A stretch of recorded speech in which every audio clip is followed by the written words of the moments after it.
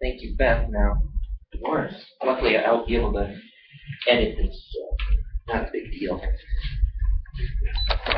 So Loras is our next speaker. Loras got back to me as well. He said that his favorite part of the spring is the warmth, and I think we can all kind of understand that based on what's been going on in the last few months.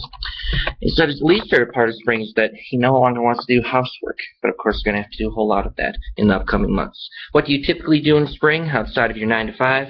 He says he goes around Medicine Lake on his bicycle, which takes 8 miles to do so. So here to talk about whatever is Loras.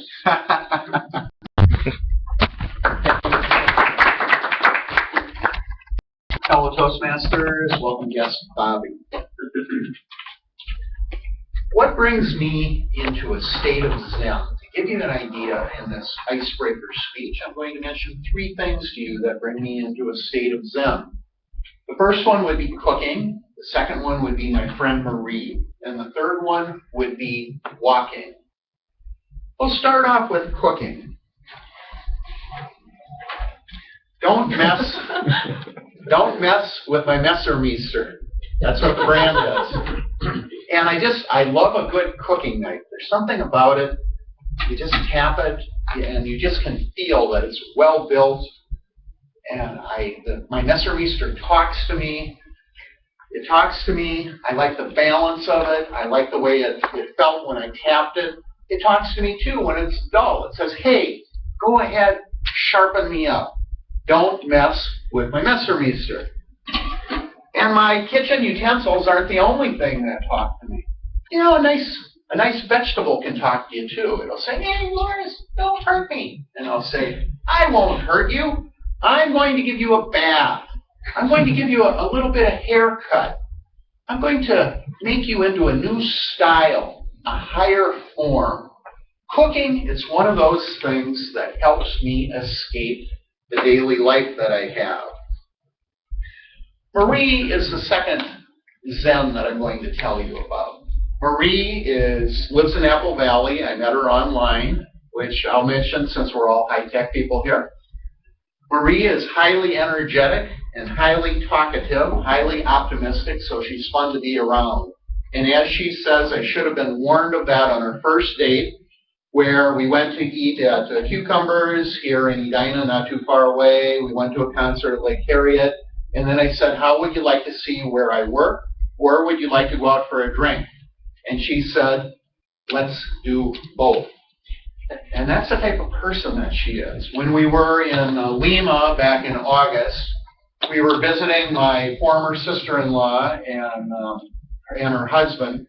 And I told Manolo, the husband, Marie may put me in my grave early, but it's a good way to go. Highly energetic woman. Which will allow me to transition into the third point I'm going to tell you about, which is walking. Now, and I'll transition into it in a bit of an odd way. Now, us guys, we know that we're perfect. The women in our lives don't quite reach that ideal, but, you know, we live with it. And I'll tell you what Marie told me that pointed out her less than perfection. I got a new backpack because my other one that I had, it wore out actually. I like walking. I like using a backpack to explore city canyons or mountain canyons, either one. And she told me about my new backpack. This backpack will last longer than you will. And I hope to prove her wrong. I hope that this thing is in the garbage can before I am. We'll find out years down the road here. It's a North Face. It's well built. Walking is a passion of mine. I have walked on several occasions over 20 miles in a day. It's a nice thing to do. It really brings me into a state of zen. How can you be wrong when you're out exploring something new? You have a backpack on your back. You feel like you're on the top of the world, really, when you're doing that. My backpack is a rocket pack that propels me through the galaxy. When I have it on, I just feel a sense of adventure that few other things bring me. About 30 years ago or so, I was out in Seattle. I went for a walk, and I had my backpack on, and I remember being in a store The clerk in the store, she could have been a flower child from the 60s. She just had that zen about her, that atmosphere and whatnot, the way she was dressed and the way she spoke.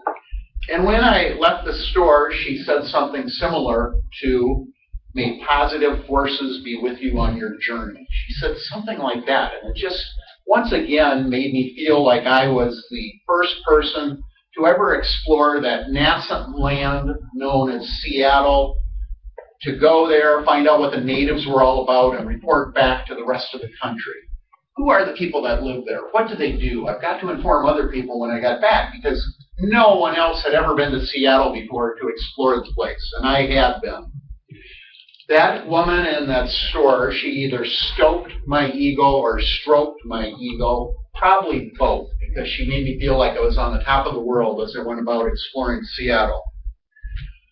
Walking is one of those things that helps me slip the surly bonds of earth. It helped me explore nascent Seattle and what that city was about. It's one of the things that I like. Cooking, Marie, and walking, those are three things that help me get away from the stresses, the pressures of everyday life, and explore new frontiers. Each of them bring me to Zen, a state of enlightenment. Mr. Toastmaster?